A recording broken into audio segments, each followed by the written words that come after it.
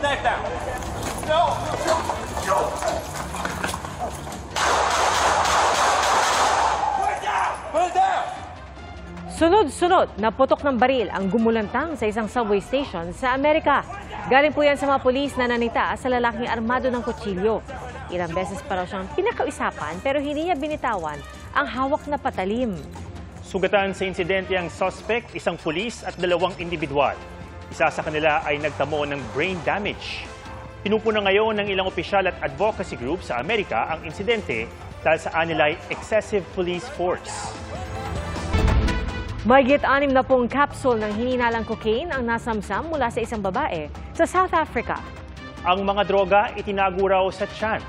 Ayon sa mga otoridad, nakatanggap sila ng impormasyon na may darating na drug mule mula Sao Paulo, Brazil.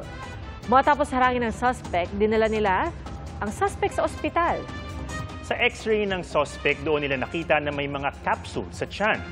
Binigyan siya ng gamot para mailabas ang mga ito. Mga kapuso, 73 araw na lang, Pasko na! Pero ngayon pa lang, may namimigay na ng regalo sa Lucban, Quezon. Halos magliwanag ang buong kalsada sa pagningning ng bahay na binalot ng mga pailaw. Marami ang korteng bituin. Wow! At meron pang kampanang Eiffel Tower sa ibabaw. Paskong Pasko ang vibe dahil ang pamilyang may-ari ng bahay binigay pa ng mga regalo sa kanilang mga kababayan. Gaya ng mga laruan at mga gulay.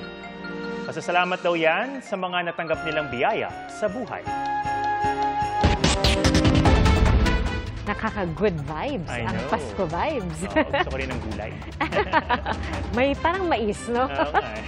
Mga kapuso, salamat po sa inyong pagsaksi. Ako si Pia Arcangel. Sa ngalan ni Arnold Clavio, ako si Ato Maraulio. Para sa mas malaking misyon at sa mas malawak na paglilingkod sa bayan. Mula sa GMA Integrated News, ang News Authority ng Filipino. Hanggang bukas, sama-sama tayong magiging saksi!